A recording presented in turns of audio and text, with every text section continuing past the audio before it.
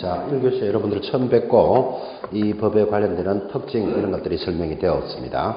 그 다음 이번 시간에 여러분들이 체크하셔야 될 것이 신호 등은 기억해 놓으시기 바랍니다. 중개사법 전체에 있어서 굉장히 중요한 내용들로서 접근합니다.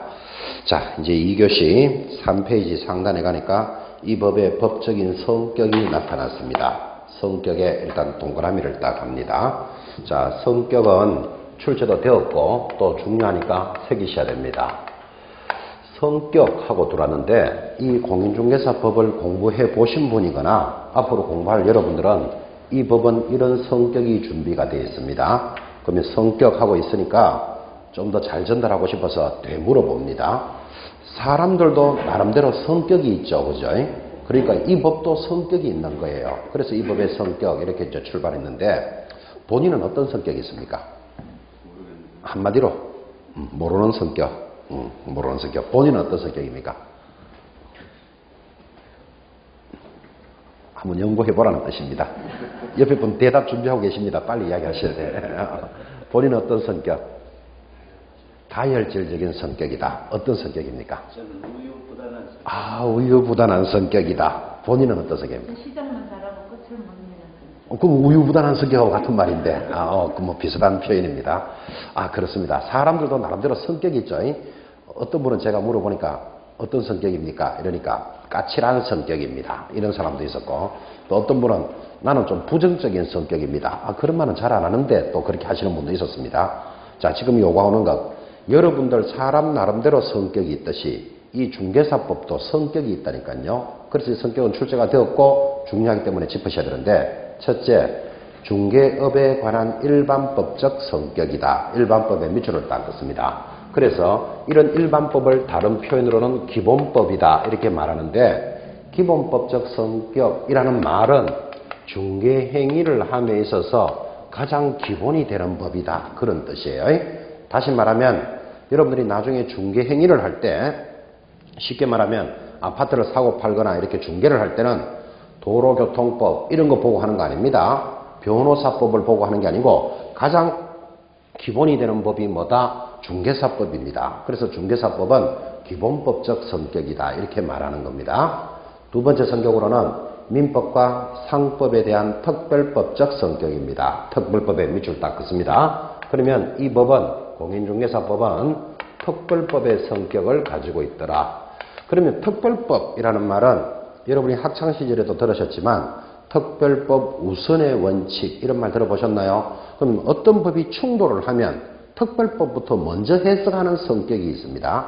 그러면 무엇에 비해서 먼저 해석을 해야 되니까 무엇에 비해서 알아야 되겠죠. 그래서 민법이나 상법에 대해서는 특별법적 성격이 있다 이렇게 이야기하는데, 이제 이 말은 한마디로 이거예요.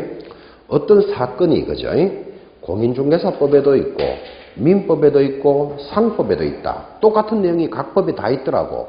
그러면 무슨 법을 제일 먼저 적용해야 된다? 중개사법을 적용해야 돼. 중개사법이 특별법의 성격을 가지고 있기 때문에 그런 뜻이에요. 그래서 특별법 우선의 원칙이 적용되는데, 법을 공부하시는 분들한테는 굉장히 중요한 표현입니다. 이게 예를 들면 이렇게 출발합니다. 이제 지금이 11월 출발했죠, 그죠? 7월 1일 한 3개월 전입니다. 우리나라 민법이 개정이 됐는데, 이 민법이 1960년도에 만들어져서 약 50년 만에 바뀌었습니다. 많은 내용이 민법에서 바뀌어 돌았는데, 우리가 살아가면서 알아야 될 것 중에 하나가 7월 1일부터 미성년자의 기준이 20살에서 19살로 바뀌었습니다. 몇 년 만에? 50년 만에 그것도. 그죠? 그래서 민법이 한번 바뀐다는 것은 굉장히 큰 의미를 가지고 있습니다. 이제 법 없이 살던 여러분들은 그게 19살이나 20살이나 뭐가 중요할까라고 생각되지만 그거 하나 바꾸는데 50년 걸렸다니까요. 그러면 그게 얼마나 중요한 의미를 갖는다라는 것도 느낌을 한번 가져봐야 됩니다. 얼마나 중요한가 하면 이 정도입니다. 여러분, 대통령 선거를 할 때, 그죠? 젊은 사람들은 야당을 많이 찍을까요? 여당을 많이 찍을까요? 그 정도는 이해하시죠? 대체적으로 야당을 많이 찍죠. 그럼 나이 드신 분들은 좀 여당을 많이 찍죠. 우리는 그걸 보수적이다 이렇게 말합니다. 젊은 사람들은 좀 진보적이다, 변화를 좋아한다 이렇게 이제 표현하는데, 20살에서 투표권이 있던 것이 19살로 미성년자가 바뀌면서 이제 19살도 투표를 할 수 있거든. 그죠? 그러면 나이가 하나 줄어들면 누가 더 유리할까요? 야당이 유리하겠죠. 젊은 사람들 쪽에. 그죠? 그 19살이 우리나라에 수백만 명입니다. 그러면 투표자 건수가 수백만 표가 이쪽으로 갔다가 저쪽으로 갔다가 한다. 이런 말이잖아. 그죠? 그러니까 이 첨예한 내용을 바꾸는데 50년 걸린다고. 정치권에서 자기들이 유리한 쪽을 바꾸려고 노력할 거 아니에요. 그죠? 상대는 반대할 거고, 그거 50년 걸렸다니까요. 그래서 이 민법이 미성년자가 20살에서 19살로 내려오는 게 나이가 하나인 것 같지만, 이것 말고도 굉장히 큰 문제를 많이 가져갑니다. 우리는 뭐 그런 이야기 할 시간은 아닌데, 어쨌든 19살을 미성년자의 기준으로 했으니까, 민법에 보면 19세 미만인 자도 혼인을 하면 성년으로 본다. 성년으로 본다는 말은 알아서 법률 행위를 할 수 있도록 해주겠다. 이런 뜻이에요. 자, 그런데 우리 중개사법에 오면 19세 미만인 자가 성년이라도 혼인을 하더라도 중개업자가 될 수 없다. 우리 법에는 그렇게 해놨습니다. 자, 법이 충돌하잖아. 봐요. 민법은 18살짜리가 결혼을 하면 성년으로 봐준다. 이렇게 민법은 정해놨지만 중개사법은 아무리 결혼을 했더라도 18살짜리가 몇 억짜리 재산을 거래하는데 중개업자를 할 수는 없다. 이렇게 정해놨다니까요. 자, 그럼 민법은 된다 그랬는데 중개사법은 안 된다 그러잖아. 그죠? 그러면 어느 법을 따라야 될까요?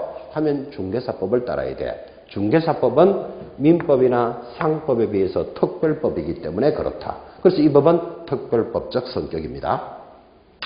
법을 해석함에 있어서 굉장히 중요한 내용입니다.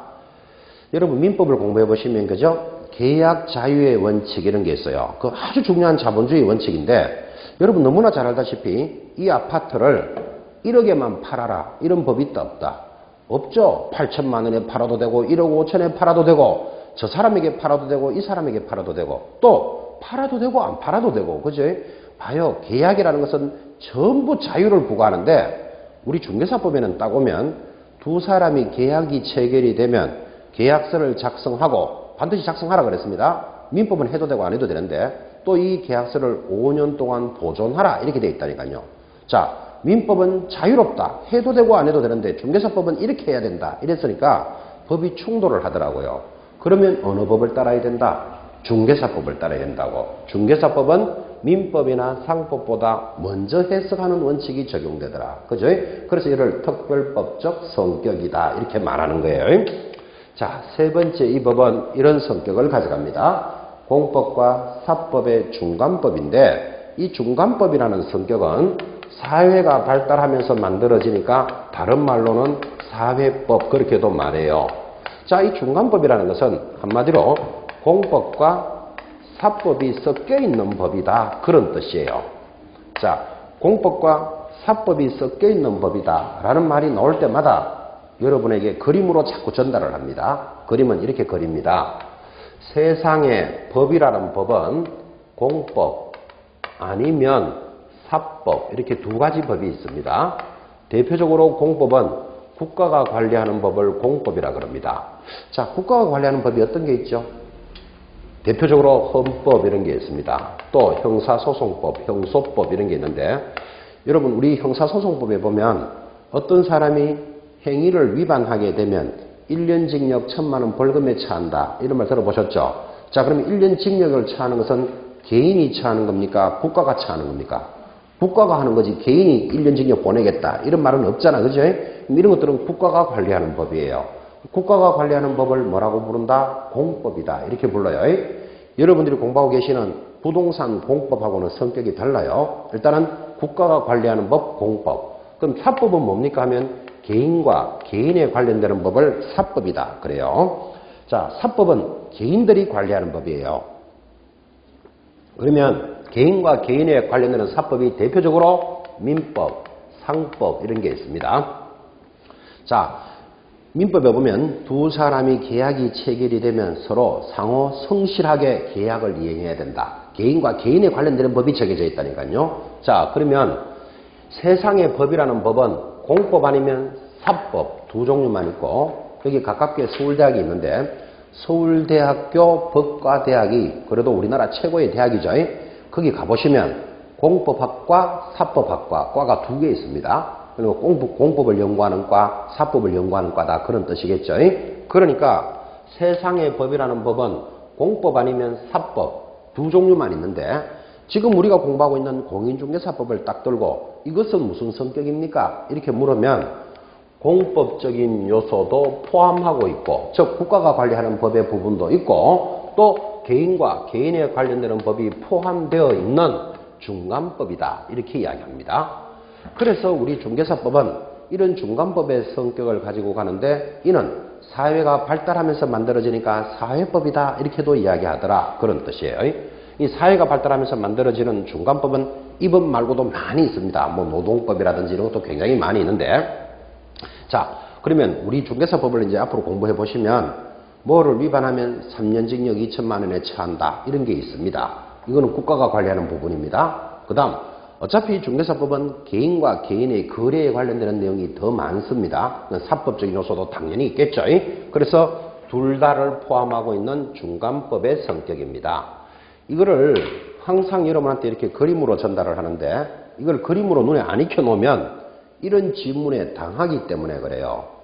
자, 부동산 중개, 공인중개사법은 중간법의 성격을 가지고 있다. 까지는 맞죠? 중간법이라 그랬죠? 그런데 중간법이라는 것은 공법도 아닌 것이 사법도 아니므로 중간적 위치에 있다. 이러면 설렁설렁 들으면 맞는 것이 보인다고 중간법이라 그랬으니까. 그죠?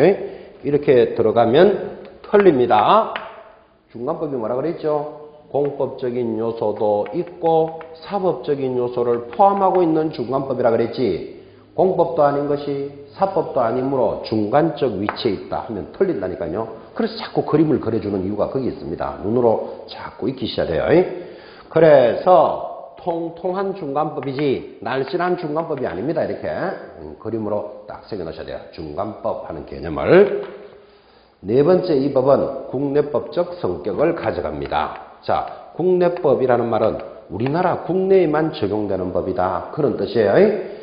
여러분들이 이 법에 따라서 공부를 잘해가지고는 자격증을 취득해서 일본에 있는 아파트나 하나 팔러 갈까? 그런 소리 하고 있으면 안 돼요. 그죠? 이 법은 국내에만 적용하는 법입니다. 그리고 마지막으로 이 법은 실체법의 성격을 가지고 있더라 하여 이 법의 성격이 5가지가 나타났습니다.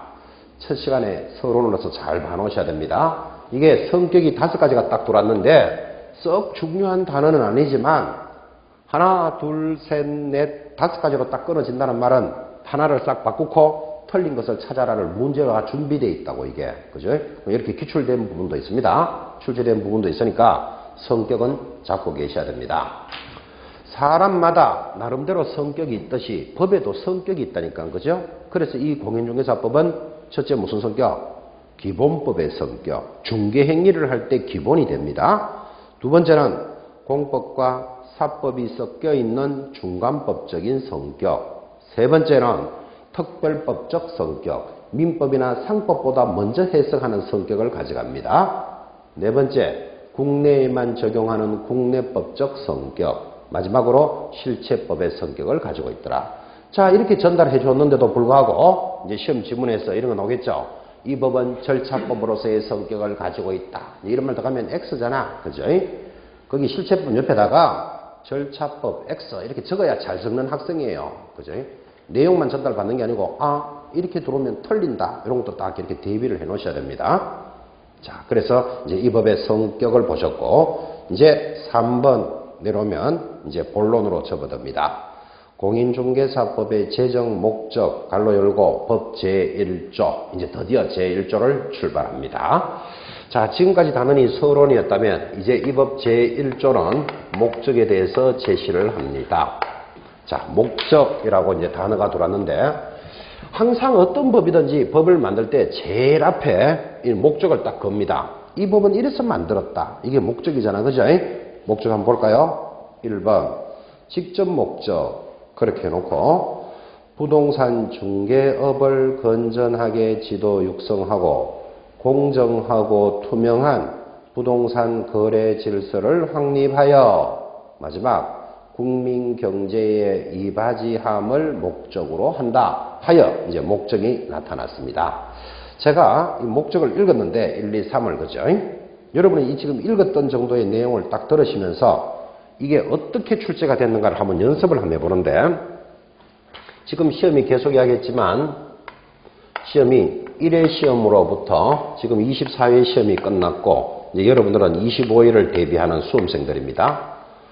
자, 막 끝났는 24회 시험까지 지금 보고 계시는 제1조 제가 읽었잖아, 그죠? 이게 몇 번쯤 출제됐을까요? 그러니까 여러분들은 잘 모르죠? 그냥 막연하게 한번 생각해 보는 거예요. 이 정도 내용이 시험에 몇 번쯤 나왔을까? 몇 번쯤 나왔을 것 같아요? 10번은 나왔다고 이야기 하더라고요. 아니요, 그렇지 않아요. 10번은 안 나왔겠나? 이렇게 생각합니다. 너무 질문 안 하니까 좀 지겨우시죠? 이거 지금 1조 읽었는데 대략 한 몇 번쯤 나왔을까요? 그냥 막연한 생각으로. 한 6번쯤 안 나왔겠나? 몇 번쯤 나왔을 것 같아요? 한 4번 정도 나왔을 것 같다. 4번. 그러면 4번이면 좀 24번. 와, 그 정도로 보셨습니까? 지금 다시 한번 읽어보겠습니다. 이게 몇 번쯤 나왔는가 한번 생각해 보시기 바랍니다. 1번, 중개업을 건전하게 지도 육성하고 공정하고 투명한 부동산 거래 질서를 확립하여 국민경제에 이바지함을 목적으로 한다. 이게 매번 나왔을 것 같다. 그 정도 생각하셨구나. 몇 번 나왔을 것 같아요? 3번쯤 나왔을 것 같다. 몇 번? 전부 다 나왔을 것 같다. 24번쯤. 막연하게 몇 번쯤일 것 같아요? 두세 번. 완전 뭐 극단적으로 갈라졌네요. 한 6번, 두세 번, 3번, 또 매번 지금 또 한 10번 정도 딱 중간에 계시는 분이 10번 했구나. 그죠? 정확하게 제가 이 수업을 오랫동안 해왔으니까 1회 때 문제부터 중개사법에 대해서는 쫙 잡고 있겠죠. 제가 해마다 또 나왔던 문제를 또 분석도 해봤을 거고, 얼마나 분석해 봤는가 하면 우리 가끔 이제 수험생들하고도 이야기했지만 제일 긴 게 답으로 나온 거 몇 번, 모를 때 찍는 방법 있잖아. 그죠? 짧은 건 몇 번, 이까지도 다 해봤고, 또 어디까지 해봤는가 하면 1번을 답으로 했는 건 몇 번, 2번을 답으로 했는 건 몇 번, 그거까지도 다 연습해 봤습니다. 이제 오랫동안 수업을 해왔으니까, 그죠? 좀 전에 우리가 24회에 한 번만 분석했지만 이거를 첫 해만 했는 거 아닐 거 아니에요. 시험 칠 때마다 그랬을 거 아니에요. 그죠? 부정문과 긍정문의 비율은 어떻게 되고 뭐 이런 걸 꾸준히 봐왔단 말이에요. 1회 때부터 24회 때까지 지금 그 1조 목적이 12번 출제됐습니다. 12번. 그러니까 10번 하신 분이 제일 정답에 좀 가깝네. 그죠?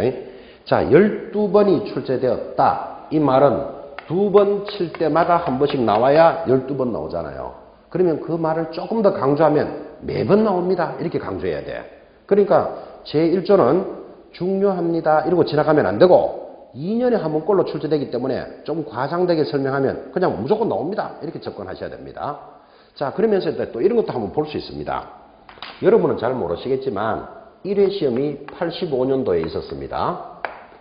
자, 85년이면 지금부터 약 30년 전이잖아. 그죠? 원래 2013년이니까. 그러면 30년이 됐는데 시험은 24회 시험이 끝났어요. 30회가 아니잖아, 이게. 왜 그런가 하면 초반기에는 2년에 한 번꼴로 시험 칠 때도 있었어요. 그래서 지금 세월은 약 30년이 갔는데 시험은 24번째를 쳤어요. 어쨌든 1회 시험이 85년도에 있었는데 첫 번째 시험 칠 때 지금 보고 계시는 1조 냈을까요? 안 냈을까요? 이렇게 생각하면 되지 뭐. 여러분이 출제위원이라고 치고 이제 우리나라에 없는 자격증, 공인중개사라는 자격증을 처음 시험 칠 때 여러분이 출제위원이면 1조를 낸다, 안 낸다? 낸다, 안 낸다? 예? 냈죠. 냈죠. 왜 냈죠? 목적이 가장 중요합니다. 목적이 가장 중요하니까 뭐 그래도 되고. 자, 출제위원 입장에서 1회 시험에서 1조를 묻지 않고 2조, 3조부터 문제를 묻는다는 건 조금 모양이 안 맞잖아요. 그래서 1회 때 시험을 냈다니까요. 좀 냈습니다. 냈죠. 그 말이 맞는 거예요. 근데 2회 때는 안 냈어요. 연속해서 내기는 좀 그렇더라고. 근데 3회 때는 냈어요. 4회 때는 안 냈어요. 5회 때는 출제했어요. 이거를 한두 번 칠 때는 몰랐는데 오랫동안 쳐놓고 이렇게 비교를 해보니까 1회 때 출제하면서 1, 3, 5, 7, 9에는 딱딱딱 들어오더라고, 이게. 그죠? 그래 12번을 낼 수 있으니까. 그죠? 물론 이런 경우도 있었어요. 11회, 12회 연속으로 내고 13, 14, 15회까지 안 나오고 16회 때 나온 바도 있어요. 어쨌든 이 뭐 원칙대로만 내라는 법은 없잖아, 이게. 그죠?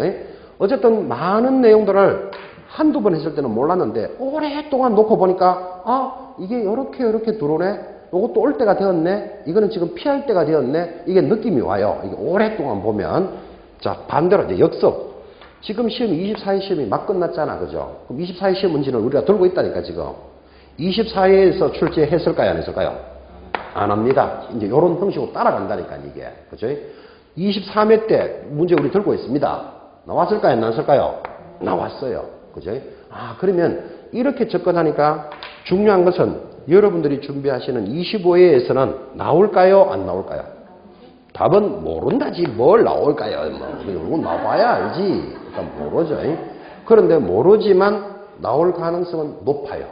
그죠?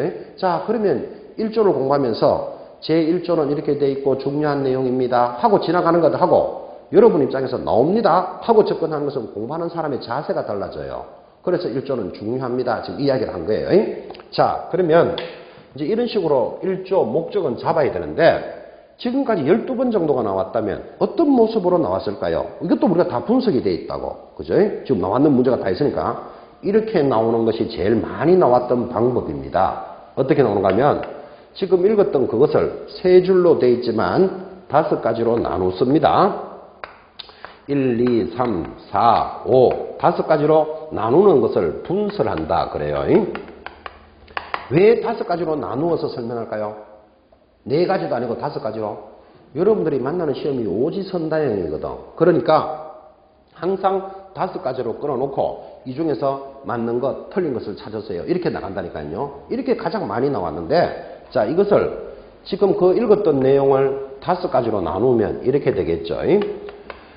부동산 중개업을 건전하게 지도하고 하면 하나 나옵니다. 중개업을 건전하게 육성하여 공정하고 투명한 또 투명한 거래 질서를 확립하여 투명한 거래 질서도 확립이 되면 국민 경제의 이바지함을 목적으로 한다.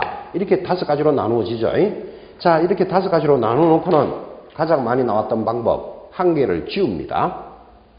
공정한 거래 질서를 확립하여 부동산 투기를 억제하여 국민 경제의 이바지함을 목적으로 한다. 해놓고는 목적이 아닌 놈을 찾으시오. 부동산 투기를 억제하고 이런 말 있다 없다? 없죠. 이런 게 답으로 돌았단 말이에요. 지금 여러분들은 그죠? 이 5가지가 목적인데 부동산 투기 억제는 틀렸습니다 하니까 적어놓고 보니까 틀린 걸 아시겠죠? 그런데 1조를 설렁설렁 공부하신 분들은 부동산만 넣으면 부동산 투기 억제가 얼마나 중요한 말인데 이게 틀린 답이 될 것이라고 생각하기가 안 쉽습니다.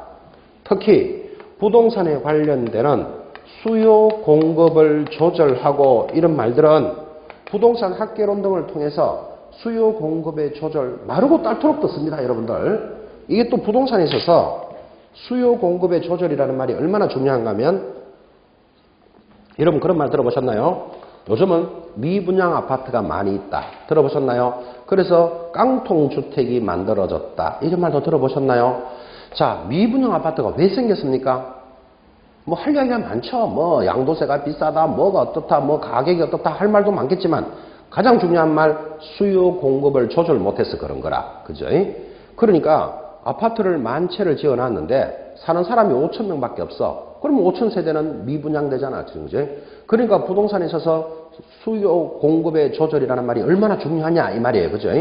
그렇게 중요한 말을 해당되는 과목에서도 많이 듣지만 중개사법의 목적이 될 수는 없더라. 지금 이런 뜻이에요. 여기다가 뭐 국민의 재산권 보호에 기여한다. 지금 보다시피 국민 경제에 이바지한다 그랬지. 국민의 재산권을 보호한다는 말은 없잖아 이게. 설렁설렁 공부한 사람들은 이걸 답으로 못 찾아낸다니까요. 특히나 더 어렵게 나오는 거. 중개업자를 건전하게 지도하고 여기 건전하게 지도하고 이런 거 보이죠? 그런데 여기 중개업자를 건전하게 지도한다는 말이 있다 없다? 없죠. 그런데 중개업자도 건전하게 지도해야 되겠죠. 그렇지만 이 좋은 말씀들이 전부 목적이 될 수는 없더라. 그래서 제1조 목적은 아주 강조해서 수업을 하지 않으면 설렁설렁 들으면 답을 못 따라간다니까요. 그죠? 그래서 목적은 정확하게 따라오셔야 됩니다. 라는 것을 지금 강조하고 있는 거예요. 자, 그러면 이제 앞으로 25회 시험을 대비하는 여러분들은 이 목적은 나올 가능성이 높다. 그래서 이제 신경 써서 접근을 하는데 설사 원래 출제가 안 되더라도 자존심을 걸고 1조는 알아야 돼. 이 법을 공부한 사람이 1조를 모르고 있을 수는 없는 거예요. 자, 그러면 앞으로 목적 하는 말이 탁 들어오면 무조건 업을 딱 기억합니다. 업, 이것을 왜 강조하는가 하면 중개업이라 그랬지 중개 업무를 건전하게 지도하고 중개업자를 건전하게 육성하고 하면 틀립니다. 근데 강조 안 하면 웬만큼 눈 밝아가지고 못 찾아낸다니까 이게 하도 좋은 말이 싹 지나가기 때문에 그래서 새기실 것 뭐? 업 딱 잡습니다. 두 번째 공정하고 투명한 이런 거 가지고는 문제를 못 내요. 왜 그런가 하면 불공정한 거래 질서를 확립하고 해놓고 틀린 걸 찾아라. 그런 문제 내면 공부 안 한 사람도 다 찾아내. 불공정한 거래 뭐 이런 거 말이 안 되기 때문에. 그래서 문제를 낼 수 있는 방법이 거래예요. 자, 공정하고 투명한 거래 질서를 확립하지 중개 질서를 확립하고 하면 틀린다. 이거 체크하셔야 됩니다. 지금 여러분들이 이 과목이 중개사법이잖아요. 그러면 지금부터 시험 칠 때까지 중개라는 말을 수백 번을 듣습니다. 지금부터. 그러니까 중개라는 말을 수백 번을 들으니까 중개 질서하고 딱 들으면 틀린 걸 몸 찾아낸다니까 워낙 많이 듣기 때문에. 그래서 지금 새겨야 될 건 뭐? 거래라는 말을 기억해 놓으셔야 된다고. 그죠? 마지막 국민경제에 이바지하는 것이 뭐다? 최종 목적이다. 그래서 시험 지문에서 이렇게도 출제했습니다. 다음 목적 중에서 최종 목적을 찾으시오. 하면 답이 뭐? 국민경제에 이바지함. 이렇게 잡아내야 된다고. 자, 그러니까 최종 목적이 지금 5번에 있는 국민경제죠. 이렇게 이제 수업이 전달되니까 얇게 공부하는 분들은 최종이라는 것은 마지막이니까 어차피 5번이겠지 뭐. 5번 이렇게 찍으면 내년에 다시 만납니다. 수험 공부할 때는 정상적으로 갔지만 시험 칠 때는 문제를 썩습니다. 이걸 순서를. 그러니까 5번이 최종 목적이다. 이래 따라가면 안 되고 기억해놔야 돼. 무엇으로? 국민경제에 이바지한다고. 그래서 이 국민경제에 이바지하는 것이 최종 목적인데도 불구하고 국민의 재산권 이런 거 국민만 들어가면 좋은 줄 알고 퍽 찍어내더라니까. 그죠? 그래서 주의하셔야 돼요. 자, 다시. 이제 목적은 중요하고 출제될 가능성이 높기 때문에 강조합니다. 제1조 목적이라는 말이 나오면 첫 번째 뭐 기억할 것? 업. 두 번째 거래 질서. 세 번째 국민경제. 이거 오늘 가지고 가셔야 됩니다. 이제 이게 준비되어 있어야 직접 목적이 어떻게 되고 간접 목적이 어떻게 되고 이제 서서히 살을 붙일 수 있단 말이에요. 요 세 마디는 기억하고 가셔야 됩니다. 특히 오늘은 여러분들의 첫 시간이니까 최종 목적 하나는 좀 설명하고 싶어서 이 정도로 강조합니다. 원래 공부를 열심히 하시면 이제 합격하실 거예요. 그죠? 그죠? 첫 시간에 와가지고 나 합격 못할 것 같은데요. 이러면 안 돼요. 첫 시간부터 결석하지 말고 합격해야죠. 그죠? 또 당... 그를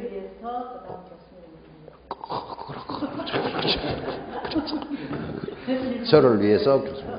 그렇죠. 또 당장 합격하시면 또 당장 하려고 그랬잖아, 지금. 그죠? 절박하단 말이에요. 빨리 합격해서 지금 이 사업을 해야 되는데.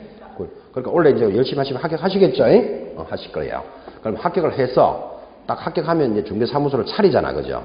그러면 제일 먼저 해야 될 게 뭘까요? 이제 법대로 나옵니다, 지금. 그러면 사무소를 차리면 제일 먼저 해야 될 거 등록해야 된다. 이거 배웠기 때문에 이런 말 하는 거예요. 등록도 해야 됩니다. 또 사무소를 차리면 제일 먼저 해야 될 게 뭘까요? 뭐 등록해야 된다. 또 주로 제가 이래 물을 때는 정답은 없습니다. 옆에 사람이 이렇게 안 봐도 됩니다. 제일 먼저 하셔야 될 거. 제일 먼저? 사무소를 차렸다. 네. 그러면 제일 먼저 할 것. 손님 유치? 그렇지. 고객을 유치해야 되겠다. 그 다른 말로 하면 뭐 홍보해야 되겠다, 광고해야 되겠다 이런 말이겠죠.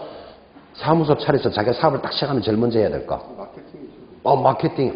너무 표준말이다. 그래, 뭐 마케팅, 뭐 고객 유치도 해야 되고 광고도 해야 되고 그죠? 뒤에 분은 뭐 해야 될 것 같아요?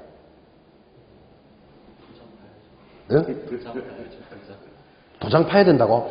그래, 도장도 파야 돼요. 와, 그 말도 맞는 말이에요. 그래서 사용할 인장을 파놔야 돼요. 그 말도 맞아요. 또 도장 판다. 아주 색다른 대답이 들었다. 사무소 개업을 딱 하면 제일 먼저 해야 될 거.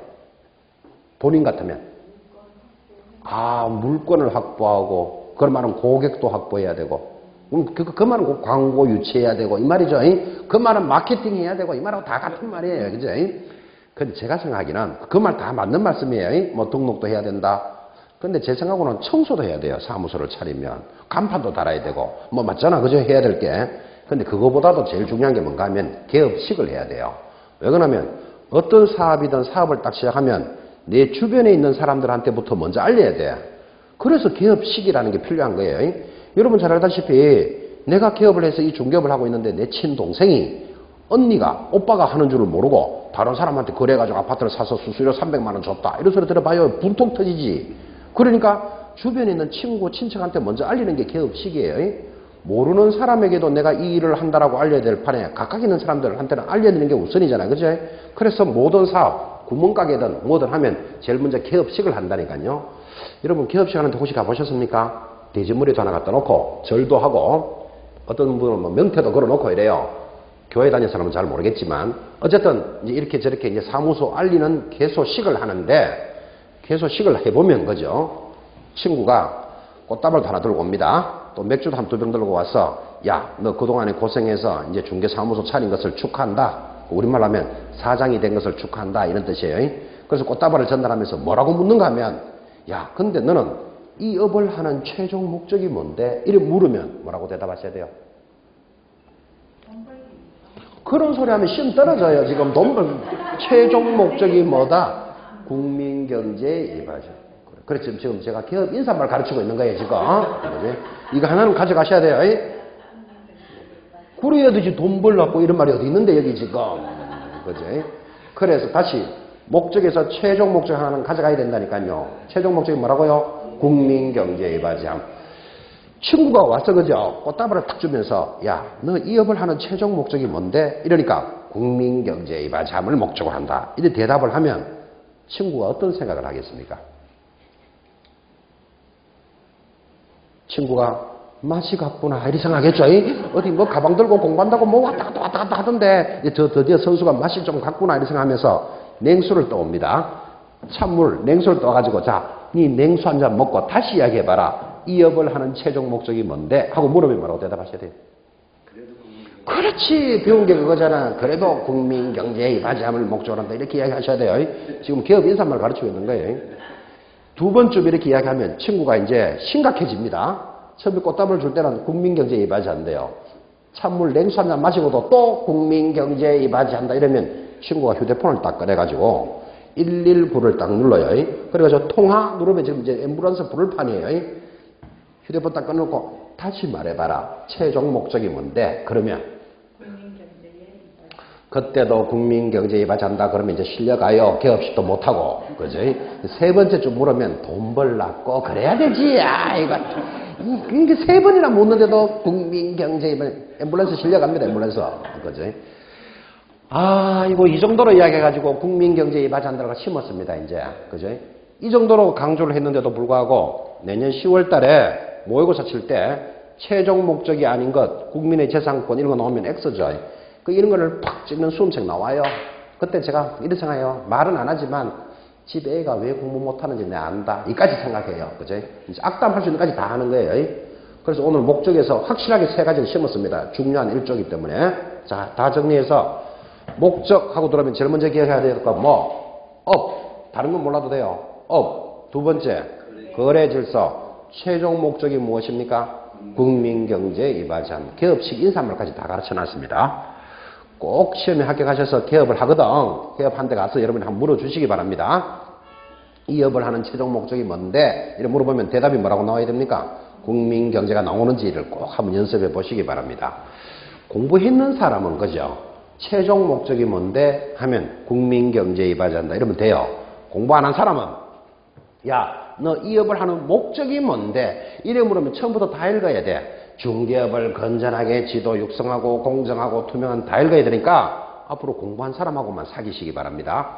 공부한 사람은 뭐라고 물어준다 그랬죠? 최종 목적이 뭔데? 이래 물어줘요. 공부 안 한 놈은 뭐라고? 목적이 뭔데? 이래 물으면 1, 2, 3, 4, 다 읽어야 돼 지금. 그죠? 공부한 사람하고 꼭 사귀시기 바랍니다. 그래서 최종 목적 하나는 오늘 심었다. 이렇게 전달했습니다. 한번 이제 이 정도 여러분들이 수업 듣고 나면 최종 목적에 대해서는 한번 시험 한번 나와봐라. 딱 이렇게 기다리셔야 돼. 그죠? 한번 잡으셔야 됩니다. 이제 내려가면 제2조입니다. 우리 교재는 제2절 용어의 정의 이렇게 나오는데 아주 중요한 단어입니다. 별표 딱 해놓고. 자, 제2조는 이 법에서 용어의 정의를 제시합니다. 그런데 여러분, 그죠? 모든 학습이 그렇죠. 여러분들은 지금까지 뭐 초등학교, 중학교 이렇게 공부해 오시면서 선생님들이 어떤 단어를 암기하라 그럽니까? 이해하라 그럽니까? 아, 그렇죠. 무슨 학습이든 학문이든 이해를 해야 되지 암기하라 이렇게 수업하는 사람 없죠. 왜 그런가 하면 암기는 했는데 암기 한 대로 안 나오면 틀릴 가능성이 높아요. 딱 암기 한 대로만 암기를 하면. 근데 암기를 못했더라도 이해를 하면 틀리게 나오더라도 자기가 찾아낼 수 있어요. 힘이 길러지잖아. 그죠? 그래서 공부를 할 때는 암기가 중요한 게 아니고 이해 위주로 해야 됩니다. 이런 수업을 너무너무 많이 들었잖아. 그죠? 그런데 딱 이 단원에 들어오면 용어의 정의는 반드시 암기하셔야 돼요. 이것은 이해하면 틀려요. 그래서 제2절 용어의 정의 옆에다가 크게 적어요. 암기할 것. 딱 적어 놓으셔야 돼요. 이 단어는 암기해야 됩니다. 이해하면 못 맞춘다고. 자, 다시 보면 여러분 이렇잖아요. 용어의 정의 그랬잖아요. 이 정자를 한자로 적으면 확정하다 할 때 정자예요. 여러분 수학의 정석 이런 말 들어보셨죠? 정의 이 말은 내용을 확정시켰다 이런 뜻이에요. 그러니까 A는 B다 이렇게 확정을 시켰는데 자기 나름대로 막 이해를 하면 무조건 이 단어는 틀립니다. 자, 다시 정리하면 지금 보고 계시는 용어의 정의는 반드시 뭐 할 것? 암기할 것. 암기할 게 모두 6가지가 있습니다. 이건 암기해야 돼. 이해하면 안 돼. 그죠? 자, 그러면 용어의 정의는 암기를 하라라고 하는 말을 강조하고 싶어서 순서를 좀 다르게 공부합시다. 지금 1번은 중계부터 나왔는데 그거부터 하지 말고 2번부터 하자고요. 5페이지. 자, 5페이지 상단에 가면 2번 정의, 공인중개사라는 정의가 있습니까? 이거부터 먼저 공부하고 앞으로 넘어가겠습니다. 자, 공인중개사가 무엇입니까? 하니까 줄 것입니다. 공인중개사라 하면 이 법에 의한 공인중개사 자격을 취득한 자까지 줄 것입니다. 취득한 자를 말한다. 이거를 암기하라 이 말이에요, 지금. 그죠? 자, 암기를 하는데 다시 용어의 정의는 A는 B다라고 정했는데 우리 법에서 공인중개사가 무엇입니까? 하니까 이 법에 따라서 이 법이 뭐죠? 우리 공인중개사법이죠. 예전에 제가 이런 질문도 받은 적이 있습니다. 이 법에 따라서 하니까 뒤쪽에 앉으신 분이 이 법이 무슨 법입니까? 이렇게 묻더라고요. 그래서 제가 이렇게 대답했습니다. 이 법 시간에 이 법 선생이 이 법 책을 들고 이 법을 가르치는데 이 법을 묻는 사람이 있습니다. 그래서 이거 공부하면서 딴 생각하고 있는 거예요. 자, 다시 이 법이 뭐라고요? 공인중개사법이에요. 그래서 이 법에 따라서 자격을 취득한 자예요. 그러면 이게 암기하라 이 말이에요. 용어 공부를 하려면. 그런데 이거를 지금 여러분한테는 이 정도로 제가 강조했으니까 이제 제가 쭉 연습을 해보니까 시험 치는 그날까지 잘 따라와요. 제가 무조건 암기하라 그랬기 때문에. 그런데 공부를 안 했는 분한테 그죠? 오늘이라도 여러분 나가셔가지고 공인중개사가 뭔데 이렇게 한번 물어봐요. 대다수 사람들이 뭐라고 대답을 하는가 하면 공인중개사는 시험에 합격한 사람을 말한다. 이렇게 말하는 사람도 많고 또 공인중개사가 무엇입니까? 하면 시험에 합격해가지고 부동산을 거래하는 사람을 말한다. 이렇게 말하는 사람도 굉장히 많아요. 그러니까 그렇게 공부하고 있으니까 생각하고 있으니까 시험 문제에서 다 틀린다고. 시험에서는 어떻게 나온다고 그랬죠? 자격을 취득한 자예요. 근데 여러분들이 이해를 해보시면 공인중개사는 시험에 합격한 자 맞잖아. 그런데 왜 틀릴까요? 법에는 뭐라고 돼 있다? 자격을 취득한 자라고 돼 있잖아 지금. 그죠? 이 용어의 정의는 아주 과학적으로 나옵니다. 그러니까 우리 자격시험은 아까 보셨다시피 1차와 2차로 구분이 되어 있는데 지금 이 과목이 2차 과목이니까 이 자리에도 1차를 합격하신 분이 계신다고. 그러면 시험에 1차에 합격했다고 공인중개사로 부른다 안 부른다? 안 불러요. 그러니까 시험에 합격한 자를 공인중개사로 한다면 틀린다 이 말이에요. 공인중개사는 뭐라고요? 자격을 취득한 자예요. 정확하게 암기하셔야 됩니다. 그런데 자격을 취득하고 중개업을 하는 자를 말한다. 이런 사람이 없나? 그죠? 문제 나올 때마다 틀립니다. 암기하셔야 돼요. 자격을 취득한 자. 이 자격을 취득한 자를 설명해 주려고, 그죠? 여러분한테 어느 정도 예를 들었는가 하면 이 정도로 예를 들어요. 여러분도 똑같이 가요. 우리 법에 어떻게 되어 있는가 하면 10월 달에 시험 치죠. 올해는 10월 27일 시험이 있었습니다. 시험 치면 법에 어떻게 되어 있는가 하면 한 달 내로, 즉 11월 27일 날 합격자를 발표합니다. 여러분도 똑같은 시스템으로 갑니다. 합격자를 발표하면 그날로부터 1개월 내로, 즉 12월 27일까지겠죠. 한 달 내로 뭐를 교부한다? 합격하면 자격증을 교부합니다. 그 시스템이 이렇게 간단 말이에요. 자, 그러면 여러분들도 이제 내년 시험을 대비하는 수험생들이니까 10월 달에 시험 치겠죠. 그러면 한 달 뒤에 거의 다 합격하시겠죠. 거의 다. 그죠? 뭐 거의 다 합격하시면 그날로부터 얼마 내로, 한 달 내로 자격증을 받습니다. 여러분들도 시스템이 똑같습니다. 자, 자격증을 받는데 그러면 11월 예를 들어서 27일 합격자 발표하고 1개월 내로 자격증을 교부하는데 12월 말까지 갈 필요 없죠. 12월 1일이면 벌써 자격증을 받는 사람이 손에 생긴다고. 그렇잖아, 그죠? 합격자 발표가 났으니까. 자, 그건 그렇고 자격증은 누가 교부할까요? 누가 교부할까요? 시험을 합격했다 내가. 누구한테 받을까요? 시도지사입니다. 여러분들은 어느 정도 좀 알고 계시는데 제가 자격증은 누구한테 받을까요? 하니까 어떤 분이 숨도 안 쉬고 학원에서, 이런 사람이 있었어요. 학원에서 자격증을 교부할 것 같으면 이제 내일부터라도 마음에 드는 사람 막 주지, 이렇게. 그죠? 이건 알아놓으셔야 돼요. 자격증은 누가 교부한다? 시도지사가 교부해요. 자, 그러면 여러분이 서울에서 합격을 하시면 누가 교부한다는 뜻이죠? 서울시장이 교부한다, 이 뜻이에요. 그럼 서울시청은 어딘 줄 아시죠? 그러니까 여러분들이 시험에 합격을 하면 이제 서울시청에 가서 12월 1일 자격증을 받으러 갑니다. 합격했으니까. 그러면 서울시청은 어디쯤 있는 줄 아시죠? 그럼 서울시청에 가서 자격증을 받으러 가는데 시청 앞에서 어떤 분이 당신은 누구요? 그러면 뭐라고 대답해야 된다? 보통 시청 같은 데 들어갈 때 어떻게 오셨습니까? 누구요? 이런 말을 한다니까요. 그러면 누구요? 하면 아무 소리 하지 말고 들어가야 돼요. 그런데 자격증을 딱 받고 나오는데 당신은 누구요? 하면 이 법에 의하여 자격을 취득한 자 공인중개사다. 왜? 이래야 된다고. 그러니까 여러분도 요구하는 것, 시험만 합격해서 공인중개사가 아니고 자격을 취득해야 돼. 그죠? 이 정도로 설명한다고요. 자, 다시 합격해가지고 시청에 자격증 받으러 갈 때 당신은 누구요? 하면 뭐라고 대답하고? 이 법이 아니고 근데 조용히 가야 된다니까요. 자격증을 받으러 갔을 때 조용히 가는데 자격증을 받아서 나오는데 당신은 누구요? 하면 뭐라고?